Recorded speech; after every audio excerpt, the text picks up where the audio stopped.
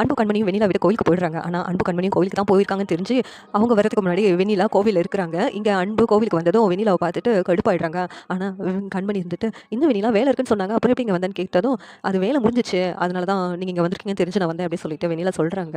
கண்மணி வந்துட்டு என்ன இவங்க எல்லாரும் கையாலேயும் அப்பத்தை பொறிச்சு எடுக்கிறாங்க அப்படின்னு சொல்லிட்டு கேட்குறாங்க. உடனே பாட்டி வந்துட்டு இங்கே உள்ள பழக்க வழக்கமா இங்கே உள்ள அம்மன் கிட்ட நினச்சிக்கிட்டு கையாலேயும் அந்த அப்பத்தை பொறிச்சு எடுத்தோன்னா அவங்களோட புருஷன் 100 வருஷம் வரைக்கும் வாழ்வாங்கன்னு நம்பிக்கைமா அப்படின்னு சொல்லிட்டு அந்த பாட்டி சொல்கிறாங்க. இது என்ன மூட நம்பிக்கையா இருக்குது அப்படின்னு சொல்லிட்டு வெண்ணிலா சொல்லிட்டு இருக்காங்க. ஆனால் கண்மணி கேட்காம இதில் எனக்கு நம்பிக்கை இருக்குது, நான் போய் செய்கிறேன் அப்படின்னு சொல்லிட்டு அங்கே உள்ள அப்பத்தை கையாலேயும் அந்த எண்ணெயில் பொறிச்சு எடுக்கிறாங்க.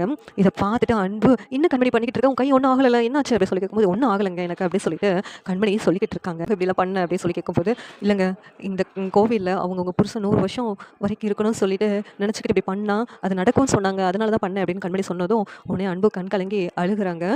என்ன கண்மணி எனக்காக இப்படியெல்லாம் பண்ண, இனிமேல் இப்படியெல்லாம் பண்ணாத கண்மணி, இதெல்லாம் என்னால் பார்க்க முடியல அப்படின்னு சொல்லிட்டு அன்பு ஃபீல் பண்ணுறாங்க. அதெல்லாம் பார்த்துட்டு வெண்ணிலா கடுப்பாயிட்டு கண்மணியை தனியாக கூப்பிட்டு வெண்ணிலா பேசுகிறாங்க. என்னடி இப்படி ஒரு முட்டாள்தனமான காரியெல்லாம் பண்ணிக்கிட்டு இருக்க, நீ அந்த வீட்டில் அன்போட பொண்டாட்டியாகவே வாழ்ந்துக்கிட்டு இருக்க, ஆனால் அவர் உன்னை பொண்டாட்டியாகவே நினைக்கவே இல்லையே அப்படின்னு சொல்லிட்டு வெண்ணிலா சொல்லிக்கிட்டு இருக்காங்க. முட்டாள்தனமாக இந்த காரியம் பண்ண மாதிரி தான் நீ முட்டாளாக நினச்சிக்கிட்டு இருக்க, அன்பு உன்னை பொண்டாட்டியாகவே ஏற்றுக்கல, நீ தான் அன்போட பொண்டாட்டியாக கற்பனை பண்ணிகிட்டே அந்த வீட்டில் வாழ்ந்துக்கிட்டு இருக்க அப்படின்னு சொல்லிட்டு வெண்ணிலா சொல்கிறாங்க. உடனே கண்மணி வந்துட்டு இங்கே பாருக்க வெண்ணிலா, இனிமேலும் அன்பை பற்றி தப்பாக பேசாத, நான் ஏற்கனவே உங்ககிட்ட சொல்லிகிட்டே இருக்கேன்ல, அன்பு என் மேலே எவ்வளவு பாசமாக இருக்காருன்னு எனக்கு தெரியும் அப்படின்னு சொல்லிட்டு கண்மணி சொல்லிக்கிட்டு இருக்காங்க. உடனே வெண்ணிலா வந்துட்டு இதே மாதிரி தான் நீயும் மூட நம்பிக்கையாக அன்பு உன்னை ஏற்றுக்கிட்டு வாழ்கிறாருன்னு நீ நினச்சிக்கிட்டு இருக்க, ஆனால் அவங்க அம்மாவுக்காக உங்க கூட வாழ்கிற மாதிரி நடிச்சுக்கிட்டு இருக்காரு, அன்பு உங்க கூட சந்தோஷமாக வாழ்கிற மாதிரி நடிச்சுக்கிட்டு இருக்காரு அப்படின்னு சொல்லிட்டு வெண்ணிலா சொல்லிக்கிட்டு இருக்காங்க.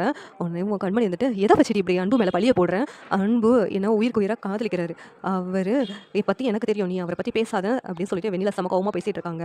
உடனே வெண்ணிலா இருந்துக்கிட்டு அப்படியா, அப்போனா நீயே கேளு, கல்யாணத்துக்கு முன்னாடி என்னை லவ் பண்ணது உண்மையா அப்படின்னு சொல்லிட்டு அவர்கிட்ட நீயே போய் கேளு, அப்போனா அவர் உண்மையை சொல்லுவார் அப்படின்னு சொல்லிட்டு வெண்ணிலா கண்மணிக்கிட்ட சொல்கிறாங்க. உடனே கண்மணி அப்படி அவர் உண்மையை சொல்லிட்டாருன்னா நீ இதை பற்றி பேச மாட்டேன்ல அப்படிங்கிறாங்க. நான் இதை பற்றி பேச மாட்டேன் அப்படின்னு சொல்லிட்டு கண்மணி சொல்லிக்கிட்ட இப்போவே உனக்கு அன்பு கிட்ட சொல்லி ப்ரூவ் பண்ணி காமிக்கிறேன் அப்படின்னு கிளம்புறாங்க. இங்கே வெளியில் வந்துட்டு அன்பு வாயாலே எல்லாம் உண்மையை சொன்னால் ரொம்ப நல்லாயிருக்கும் அப்படின்னு சொல்லிட்டு நினைக்கிறாங்க. இது சரி எப்படி நல்லாயிருக்கும் நீங்கள் நினைக்கிறீங்கன்னு கமெண்ட் பண்ணுங்கள். இந்த வீடியோ லைக் பண்ணுங்கள், ஷேர் பண்ணுங்கள், சப்ஸ்கிரைப் பண்ணுங்கள். தேங்க்யூ.